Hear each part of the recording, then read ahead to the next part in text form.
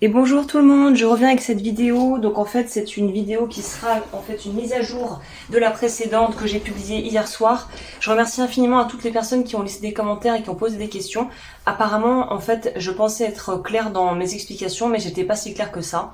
Et je tiens tout particulièrement à remercier Sylvie si elle passe par là. Merci de votre message parce que je suis vraiment d'ailleurs désolée, j'en profite pour le mentionner s'il y a des personnes justement qui sont dans cette configuration là. Je suis vraiment désolée, j'essaie d'être le plus inclusif possible et c'est vrai que je ne pense pas quand je fais mes vidéos ou surtout des vidéos de cet ordre qu'il y a des personnes qui sont malentendantes, malvoyantes ou même muettes. C'est ce que me disait une des abonnées en commentaire et donc du coup j'ai réajusté pour que ça puisse fonctionner pour toutes les configurations. Donc on va à l'avenir j'essaierai aussi d'être plus inclusive et d'englober un peu plus des minorités auxquelles je pense pas forcément et je pense que justement c'est aussi une marque de respect que de penser un peu plus inclure les gens dont on ne parle pas ou qui sont pas très représentés surtout sur les réseaux sociaux et notamment YouTube.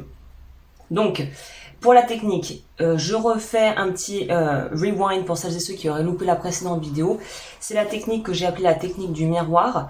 C'est en fait une technique que j'ai trouvée sur YouTube grâce à une psychothérapeute que je suis depuis quelques années qui s'appelle Chris Godinez. Je mettrai ses informations en barre d'infos si vous voulez aller voir ce qu'elle fait. Son contenu malheureusement est sur YouTube et uniquement en anglais. Donc si vous parlez anglais, vous pouvez regarder. Elle aborde des sujets, donc c'est une psychothérapeute qui est agréée, qui a vraiment fait des études. Moi, je tiens à préciser d'ores et déjà dans l'introduction que je ne suis pas psychothérapeute, que je n'ai pas les compétences pour vous donner des informations qui vont relever de l'ordre du légal ou du médico-légal ou de toutes ces choses-là. Moi, je vous propose quelque chose que j'ai mis en application, que j'ai donc hérité, on va dire que je suis allée chercher chez une vraie thérapeute, mais je ne peux pas me positionner moi-même en tant que thérapeute pour vous dire ce que je vous propose va forcément marcher ou c'est quelque chose que j'ai pu tester et je vous transmets en fait le fruit de mon expérience, c'est tout. Pour la technique, comment ça se passe? En gros, ça va permettre de reprogrammer, comme on dit en anglais, de rewire, de reconnecter, on va dire, au niveau inconscient les programmes pour pouvoir en fait augmenter sa confiance en soi et dépasser certaines limitations qu'on a pu se poser consciemment ou non. Comment doit-on faire? Première étape, aller devant un miroir.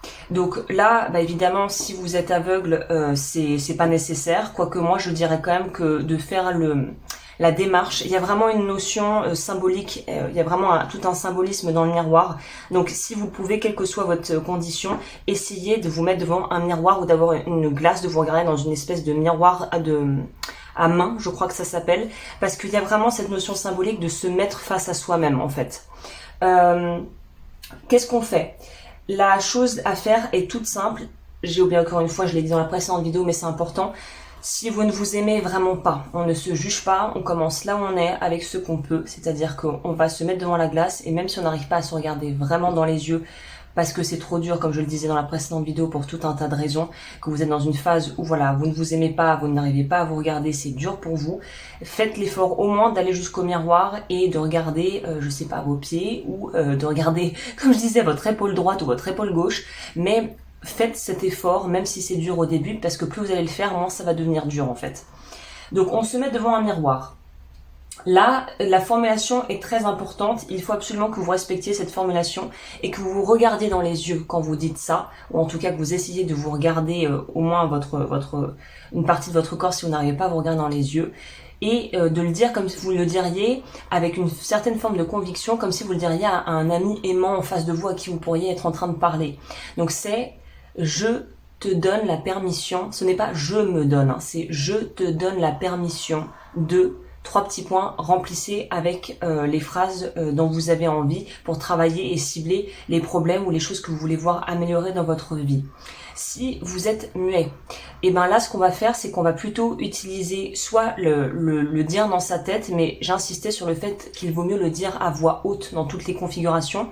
Si vous ne pouvez pas, j'aurais plus tendance à vous dire de vous mettre avec un petit miroir en face de vous et d'écrire « Je te donne la permission de » et de compléter avec ce dont vous avez envie de compléter. On m'a aussi demandé combien de temps on doit faire ça. Donc là, pour combien de temps on doit faire ça? Une semaine minimum en continu, à raison d'au moins une fois par jour, enfin pas maximum, mais idéalement 2 fois par jour. Le matin quand on se réveille, le soir avant d'aller se coucher. C'est un petit rituel que vous pouvez mettre en place assez facilement et en fait, on peut en voir les bénéfices déjà au bout d'une semaine. Si on le fait de façon assez consciencieuse, au rythme d'une fois par jour, c'est déjà largement suffisant. Les phrases, quel genre de phrases et combien de fois il faut les répéter. Vous pouvez les répéter une fois, il n'y a pas besoin de les répéter en boucle. Et au niveau de la construction des phrases, évitez les négations, les ne pas, les je ne peux pas, les je vais arrêter. Évitez, vaut mieux par exemple, si vous voulez perdre du poids, par exemple, c'est de vous dire, vous regardez dans la glace et de vous dire à vous-même, je te donne la permission de manger plus sainement, ou je te donne la permission de libérer tes émotions plutôt que de les manger. Vous voyez, il y a une notion de, il faut une formulation qui vous parle. Je te donne la permission de passer une bonne journée aujourd'hui. On peut commencer par ça. C'est une phrase très basique mais très efficace.